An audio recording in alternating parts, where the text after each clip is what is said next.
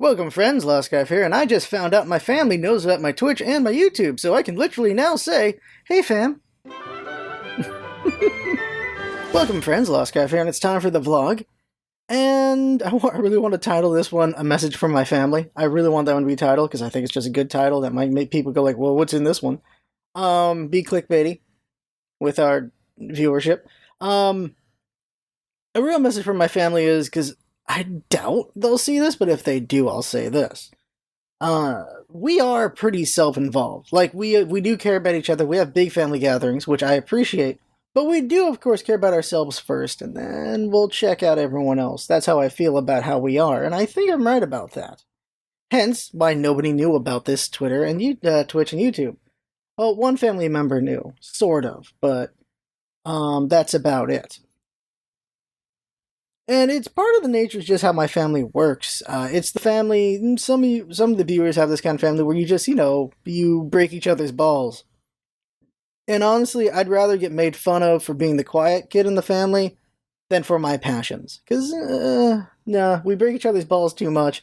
And I join in on it too, but honestly, that's just more family instinct, and most of the time I'd rather just be quiet, because I really don't like breaking people's balls, honestly.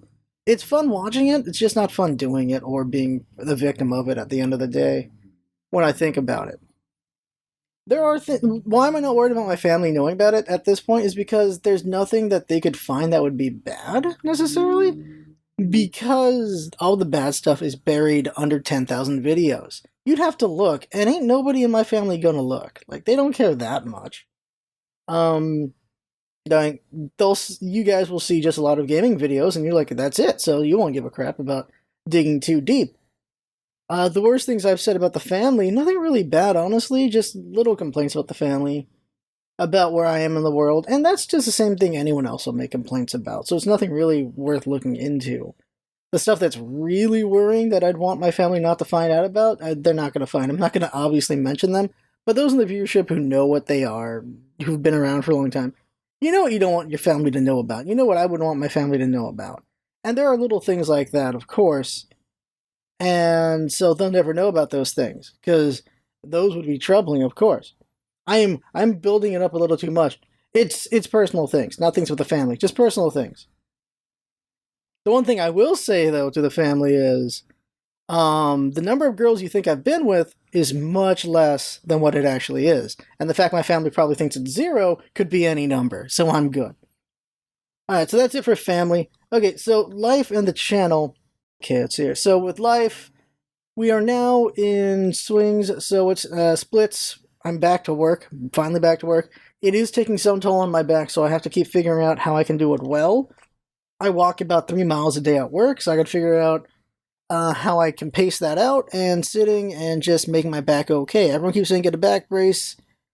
I'm like, yeah, if I have to do any lifting, I'll do a back brace. So I gotta buy one and bring one to work. But if it's just not lifting, if it's just walking around, I'd rather not, because if you use a back brace too much, it becomes a literal crutch where you must have it. So I don't want that to happen, at least not yet, at least not at this age.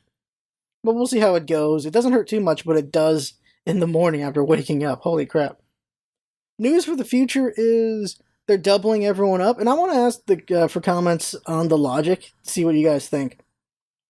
The idea is every shift must have 2 people now. It used to be you can just have 1 person. Now it must have 2 people. They're making that a requirement, which means 2 people during grave, 2 people during swing, 2 people during days. Must be 2. And I'm thinking about them like, okay, it makes sense for graves because of safety reasons. Someone gets hurt, no one can save them. They're just stuck in whatever situation. So having another person's a good thing. Thing is, the reason why people like graves so much is because you're on your own. No one can bug you. You're just doing your work, and you're just really in you're solitary doing whatever you want. And it's a nice thing that you can just do whatever you want. And honestly, saying the quiet thing out loud is, if you have 2 people in graves, someone's going to sleep during that shift. And I don't think that's necessarily a bad thing. It's just that second person, if they're napping, they just have to be ready to do anything if needed. So I wouldn't say, don't change your sleep schedule when you have 2 people during grave. I'd say just, if you need to sleep, you can sleep, I think. But don't try to sleep the whole damn shift. Of course, you're not allowed to sleep at all, but gonna happen. Sleepiness does happen. Thankfully, it hasn't happened for me. I've nodded off, but I set up alarms so that I wake up every hour. So if I did nod off, I put in precautions for myself. So because it has to be 2 people per shift, I'm thinking, is overtime going to go up or is it going to go down? And no, it has to go up. Overtime's going to guaranteed go up. And I'm wondering financially if this was the right move for my job to do that. Because if you're required to have 2 people every shift, that means if either of them take the day off, someone needs to come in for the other part. So I expect overtime to shoot up. I expect it to go up. I really do. Because they have to be somebody there for all of them. Like, okay. Because what happened is for mornings, we had 2 people always, but if someone takes off, there's still someone else there, so you're good. But now, if it's always got to be 2, that means someone takes off in mornings, there's another shift open. And honestly, I'd take those. Doing another morning shift, not so bad. So the way my shift works is, it's Saturday through Tuesday, 4:10s, Tuesday through Friday, 4:10s in the morning. Then it swings, Tuesday through Friday, 10s. And then it splits, which is I'm in right now, where you do 2 graves, and then you do the other 3 swings for 8 hours. So it's 5 days. And then you do 5 graves. So now you've done every shift, every time, everything in a span of 5 months. So that's what happens there. And they're debating whether or not they want it to be, you do that rotation every 5 months, or you do double rotation where it's 2 sets of the first days, 2 sets of the second one, then it's 2 sets of the swings, then 2 sets of the splits, and 2 sets of the graves. And I really don't know what's best for you. I think, end of the day, more consistency is probably the better thing. So 2 months of graves is probably better for your body, but who wants to do 2 months of graves at the same time? So rotating it to every 5 months doesn't feel as bad, but I don't know what's better for your body, is being in it for 2 months straight because your body's just used to it for 2 months straight, or... Well, it's not just physically important, it's also socially. Like, you're not able to do things for 2 months straight with that kind of setup, whereas every 5 months you can plan for that as well. I don't know. It's a shorter thing to plan for. So I don't know what's better, because we're trying to figure out which one do we want to do. This 5-month rotation, or just the 5-month rotation doubled so that you have longer periods of things. And I don't know what's the better way to do it, and we're going to have to debate that for now. It's an interesting thought. And so I'm really curious, what feels better to you guys? Does it feel better to do that 5 rotation, or to double it to a 10 rotation? I'm not sure. I'm really curious what everyone else thinks, because I don't know, I'm just taking in thoughts on what would be the right way to do it. But that's what the plan is to do one of those 2 things. But I expect there's going to be a lot more overtime. And so when I'm doing my 4:10s, those first 3 sections... And if someone takes off a day, well then, who's not going to want that overtime? Like, working during the day? So if I'm doing Saturday through Tuesday, and then someone takes off Wednesday, Thursday, or Friday morning, I'm going to want that overtime. Like, I'm basically just working 5 days like other people do. Sure, it's 10 hours, but still, that's pretty nice overtime then. Same thing, so I'm working Tuesday through Friday afternoons, some day shift or afternoon shift opens up. I'll take that too, it's not so bad. It does make you a more busy person, but right now, considering I am just making YouTube videos and streaming and not dating, especially with the what's going on with COVID and everything, well, I got time to do that. Now, in the future, dating happens, I would try to plan around that stuff as well. But I don't have that right now. Part of the thing with Twitch and YouTube and all that is, like, I just had the free time to make as much stuff as I'm making. In the future, that might not be the same thing, and with this job doing things like that, it'd be less of that as well. Things to think about, things to consider. So, I'm going to touch on 2 controversial things really quick, and then we're going to go over the topic of this vlog. 4 things. First, Winter Falcon, real quick. Then 2 controversial things, and then the topic I want to talk about. And I think it's an important topic to talk about. But real quick, Winter Soldier and Falcon, first episode came out last night. I liked it. The short version for Jinx is she didn't give a crap about Bucky, now she's kind of caring. For me, it's like, yeah, it just makes me care about these characters I didn't care for as much. I think it was better than WandaVision episode 1. And I'll go deeper in that. I'll do a basic podcast solo on that one. So I'll do a solo episode on that. If anyone's interested in that, they can see that. What I think about that more in depth. Because I liked it to the point that I'm willing to talk about that whole episode in depth. So I'll do that. Controversial things. Catholic Church is like, we can't bless gay weddings, and that's no surprise to me at all. It's a religion. Religion is never going to be for gay people. It's just never going to be that. It's never going to be for LGBT. And so I feel really bad for LGBT people who are religious, but it's never going to be good for you guys. It just never will be. And it sucks, because it'd be nice if they could, but the problem is many religions, and there's more Western religions, of course, are based on a book. You got the Torah, you've got the Bible, you've got the Quran, and those things don't have patch notes. God doesn't just go like, oh, we should update it for these things. These are books steeped in just centuries of old time, in centuries of belief about whatever the hell was believed at the time. They don't translate into the future. They don't age very well in a lot of places. When it comes to LGBT, it ain't gonna age well in that at all. So, no, it really sucks to be a religious person and then to be also called what you do is sin. It's just an unfortunate thing, but that's what it is. And that just really sucks. I really feel bad for LGBT people who are religious, and it's just the religion you follow sees you as a sin. Like, I don't know why you're still religious after that. I don't know. But to an extent, I get it, because, like, part of me still believes, and part of me is just like, I don't know what the hell's going on. Arguably agnostic, I suppose, but I don't know. It's a weird feeling to be like, don't know what's going to happen, but at the same time, I don't know if it's indoctrination or just belief, but Jesus is here at the same time. It's weird. I don't know what to tell you. The other one is what happened in Georgia. And my real thought here is, like, being Asian, it's very, not a good thing what's going on right now. But the real thought I have is the fact that they're so hard-pressed to say it's a hate crime or racially motivated makes me wonder, is that just really hard to prove, or is that just really a waste of time for lawyers or something? Like, is that just a waste of resources to work on, and they'd rather just go after him for the shootings, which is already more than enough already? That's what I'm wondering.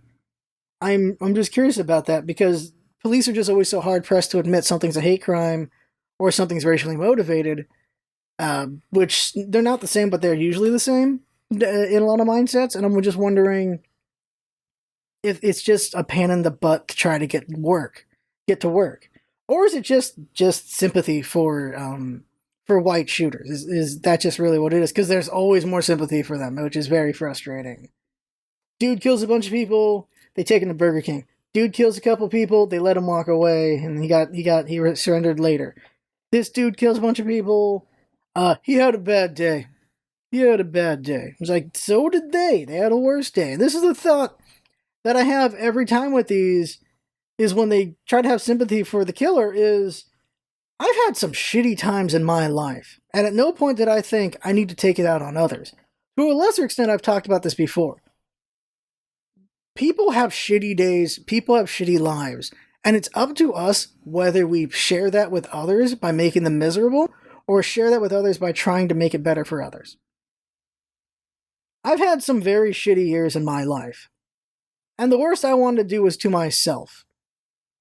And when I've lashed out at others, I've tried so hard to not do it again, because there's no reason to spread misery. I absolutely hate it when I spread misery. I hate it so much. My pain is mine. It's not mine to share and hit others with. It's not, you don't have the right to hurt others because you've been hurt, is the better way to put it. That's how I feel. I just think that's the right feeling. There's no excuse to hurt others, just because you've been hurt.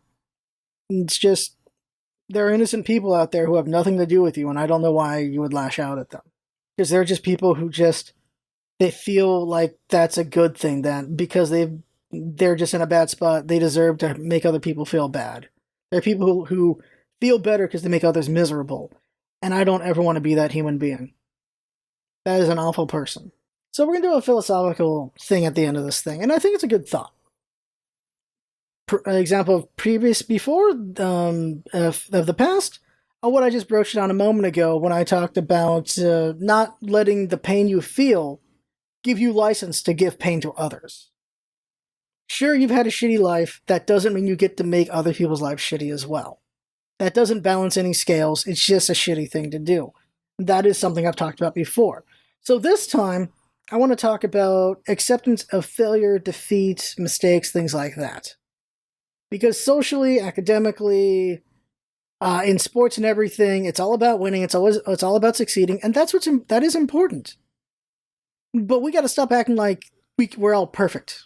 We got to stop acting like we can achieve perfection, because there are losses, there are mistakes, there are failures on the way to our goals. But we act like it's perfect or nothing, and that's just not good for us in any stance. Socially, it is an absolute weakness of character to never admit you're wrong. People like to think it's a strength, which is very weird.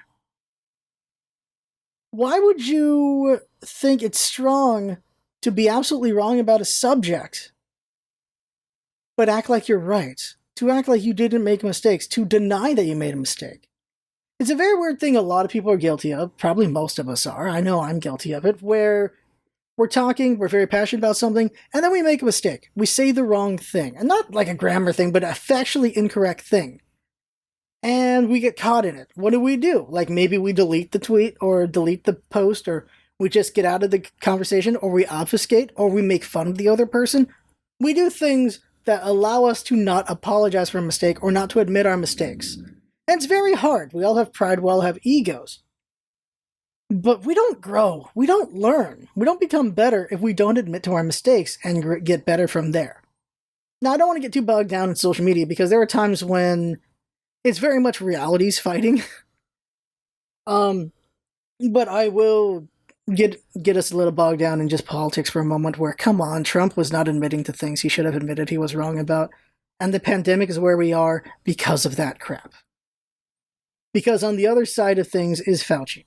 Because there are the people who believe admitting you were wrong or changing things based on new information is weakness. And that is the dumbest thing, because science is not politics.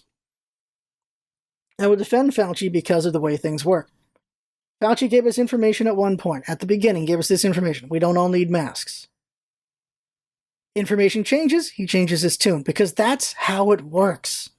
That's how science and medicine, by the way, works. We have our information, you make an assumption. You get more information, you make a new assumption. You get more information, you make a new assumption. I've touched on this before. I've touched on Fauci before in vlogs before. As you gain more information, you change your information giving. You change what you know. You change what the answer is based on what information you get. That is not a weakness. That is adaptation. The people who think that's a weakness, the people who think he's a liar because he keeps changing the thing, are idiots. Absolute baffling idiots. And, there's two types. You're either an idiot or you're a grifter, because you're just working with the dumb crowd so that you're still on their side to keep making money off of them.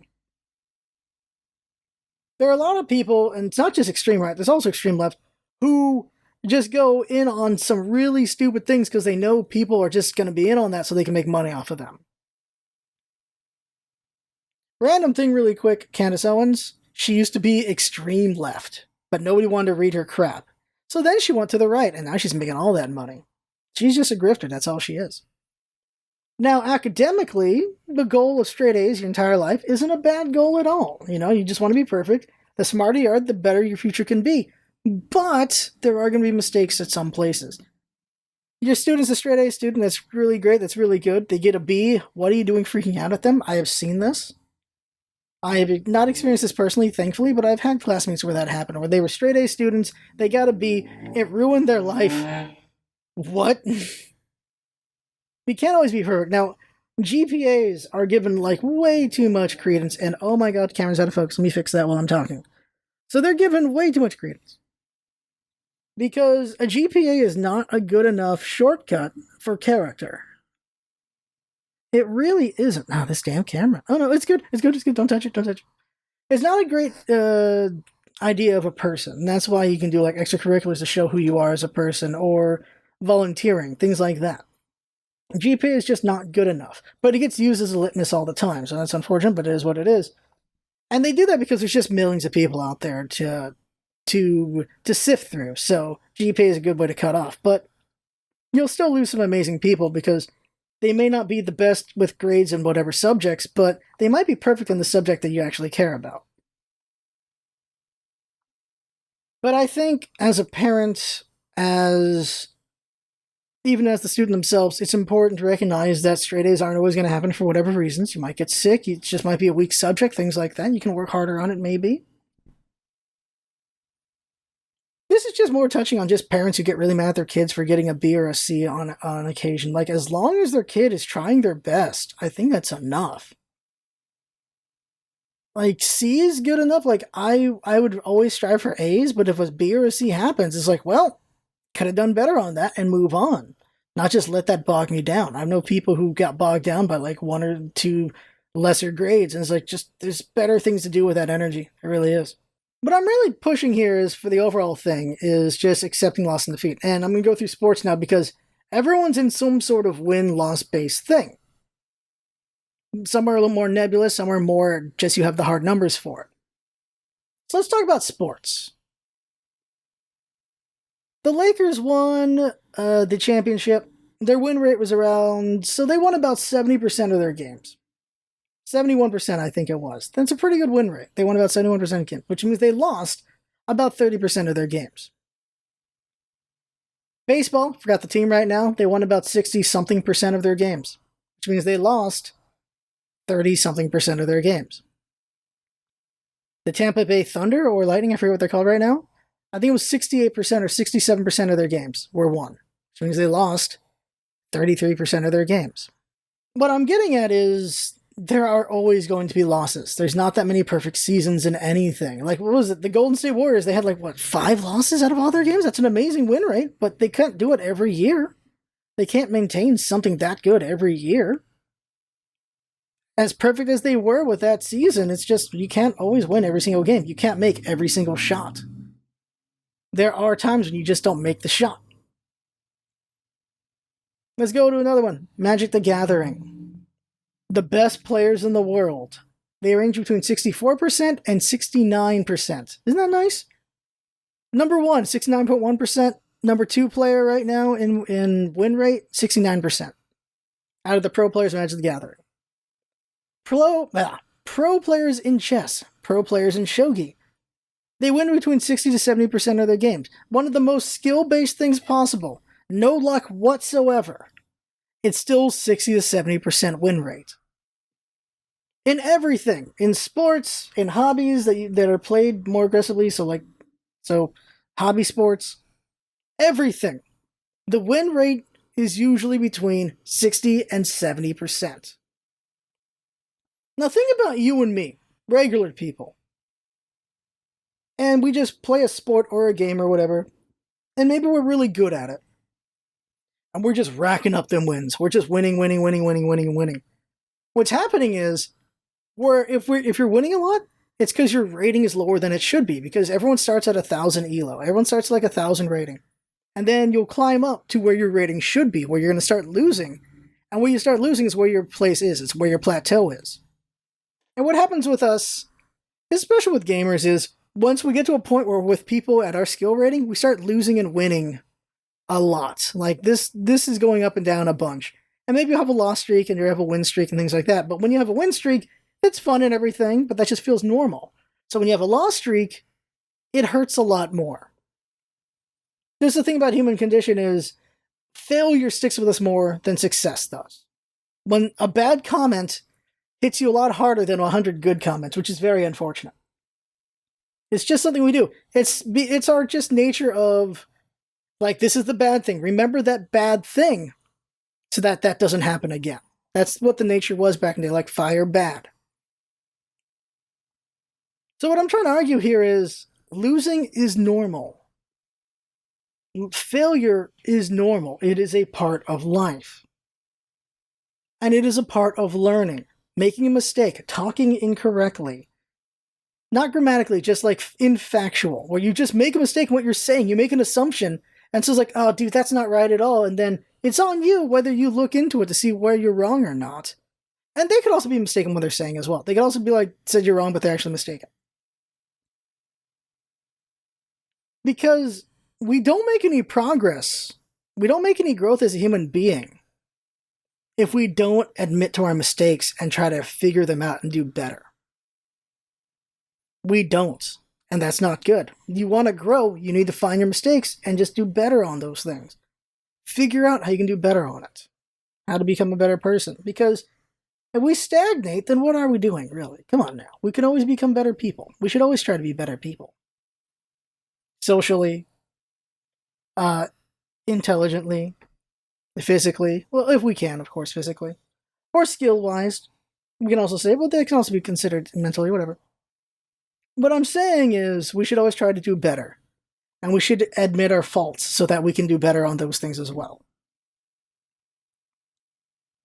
Just rolling forward, despite everything, there is something to be proud of with that, with tenacity, when it's actually, like, how to put this? Like, putting all your focus into a thing, and being just really going for that. Like, that, there's a cool thing about that, but the things that it could cost might, in the end, not be worth it. I'm putting that nebulously because I can't think of a snappy analogy. I just think it's important to recognize that you're going to fail, you're going to make mistakes, and you're going to lose, so that it doesn't ruin the thing that you enjoy, doesn't ruin the thing that you love, doesn't ruin the thing that you could be great at later if you stuck with it. Now, sometimes there are things that you just shouldn't stick with for whatever reason, but there are times when something might be worth sticking with. You just got out too early. So that right there is the vlog, and of course you can stick with them too long as well. That is the vlog. I had fun talking. Hope you have fun watching and listening, and that's what it's all about, isn't it? Having fun. Thanks for coming by, and see you next time.